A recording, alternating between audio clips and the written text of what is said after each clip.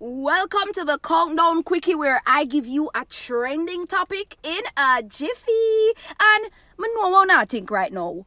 Who this for my calculator? Well, don't worry. We never abduct Berry or anything. He's still safe, I think. But it's danger, and I am one of the fresh new voices to the channel. And I really do hope that you enjoy, alright? So without further ado, let's just get right into it.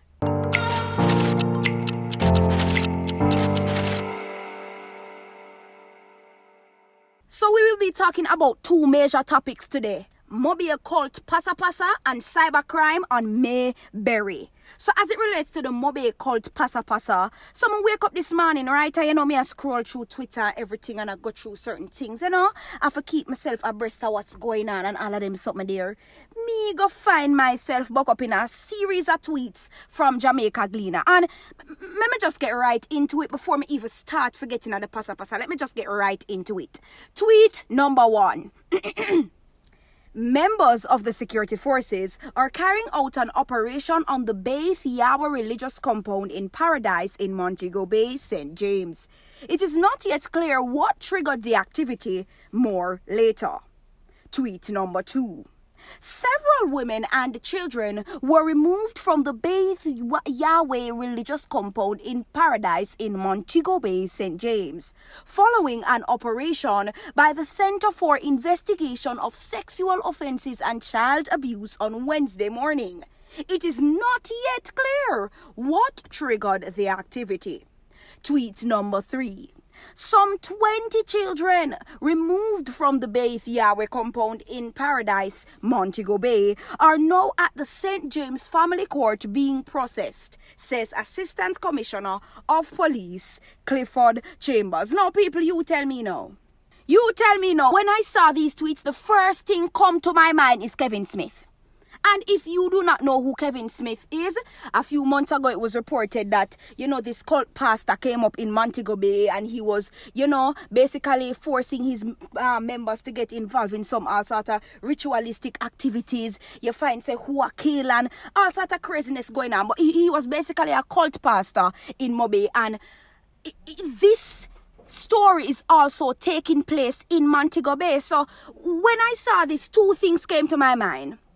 What is the future of Mobay? And do these people have any sense of discernment? Because, like how usually in Jamaica, every parish is normally related or known for something. Let me say that. So in Jamaica, every parish is normally known for something. Kingston, probably the city of opportunities where come forget things. Spanish Town is not really a parish, but it normally known for Spain Town badness, right? St. Elizabeth, the breadbasket parish. So are you telling me now that Mobay is going to become known for cult things? That's what you're saying? So now when I go somewhere, anywhere at all in Jamaica, I say I come from Mumbai, they might go say, boy, I'm more than likely I want cult church. You go, well, you're more cult church, sorry. Cult religious institution, rather. So is that where we're heading? Because really and truly, we have to call the question. It's sort of sad because, as I say, another thing that I'm questioning is the discernment of these people. So is it a case where people who are usually from Mobay, is it a case where they have no sense of discernment? I mean, I have never been brainwashed to the point where it's like I don't know myself or I can't think for myself. So I'm not sure if it's a case where, the religious leader over there just kind of fling little goose upon them to the point where them can't think for themselves. But really and truly, I believe that everybody comes with a sense of discernment. So you can know, say, all right, we'll probably stay out of the church here. Something not right. They're asking us to do this. They're demanding certain things from us. Because there were even some videos of the entire church. When you look on the religious compound, in terms of how the building is set up, it looks so enclosed. Normally a typical church, you go, it kind of open up and you have the big doors, they open. Welcome to the church. It's literally so enclosed. It sort of look like a jail because there were some videos showcasing the outside of the entire place. And so really and truly, I have to call to question, as I said, the future of Mobay, the discernment of these people. What exactly is going on? And who knows? Could this possibly be another Kevin Smith case?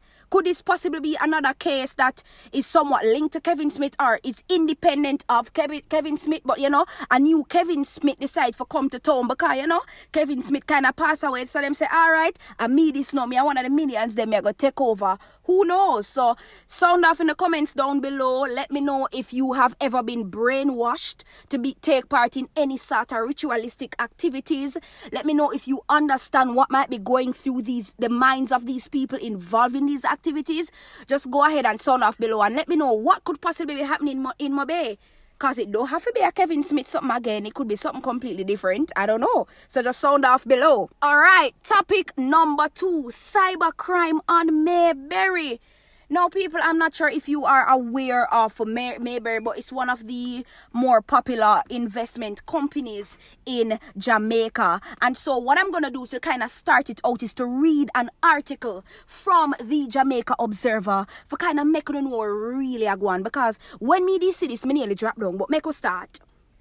The personal information of some government ministers, several parliamentarians, former senators and titans of industry have been exposed in a cyber attack on boutique brokerage firm Mayberry Investments Limited by the Play Ransomware Group. The information, which goes as far back as 2009, includes margin loans, the portfolio sizes of various individuals, and other private details. Thousands of files, including bank statements and other recently submitted information of various Jamaica Stock Exchange listed companies, were also in the leak. Mayberry clients were informed last Friday via email that the company was the subject of a cyber attack and that its cybersecurity experts were assiduously working to investigate and remediate the situation. Now you tell me now, can you imagine you wake up one morning and see the whole of the Prime Minister birth certificate and TRN and payslip leak on the internet? No, because that is what is happening here. Based on the report, it's a people in high places. So imagine you just wake up one morning and the whole of Lisa Hanna, the whole of Babsy Grange, all of the parliamentarian, the whole of them information just leak on the internet. So you're like, oh my goodness, I want to see Lisa Hanna's birth certificate. So let me just go on Instagram right now and look it up. My gosh. And really and truly, on a more serious note though, we have to be questioning what's really going on in Jamaica in these big companies, because when I saw this story, it reminded me of what happened recently with SSL and Usain Bolt regarding the entire funds being lost from his account. And sometimes we really have to think about things before we step into certain big companies and decide that we're going to do business with them. Because even though the SSL case was somewhat different, it's still following under the lines of cyber crime. And it's still following under that same trajectory of something illegal being done in the cyberspace. And so what we have to call to question is what is really and truly going on in Jamaica as it relates to cybersecurity. Do Jamaicans take cybersecurity seriously? Do we take it serious enough? Because since the year has started, it's a second time a big case like this come out. So we have to call to question, do Jamaicans take cybersecurity serious? Comment below. Let me know if you have ever experienced any sort of cybercrime. And let me know if you think that Jamaica takes cybersecurity seriously, right? And what's also important to note is that the internet is a good place and also a bad place. Because while you can use the internet to get opportunities, you can use it to network and you can use it to kind of gain certain information. At the end of the day, it's turning out to be a bad place. You find that artificial intelligence is a thing. So when artificial intelligence come in now, people can start pretend to be somebody else. People not have to work as much again. Write a little article right now. I could be even reading from half of a AI scripted thing. right? And so cybercrime is out there. Cybercrime is a serious thing, as you can see. All of them information there leak, and then based on what I am understanding from the story, apparently this company or this illegal I don't quite remember the name of it, but apparently what happened is that they also, the same person who went ahead and did the cybercrime to them, and they also went ahead and told them that they want a ransom. Because if they cannot pay X amount of money by X time, they're going to leak the information. Based on the article that I read, that is what I am understanding as well.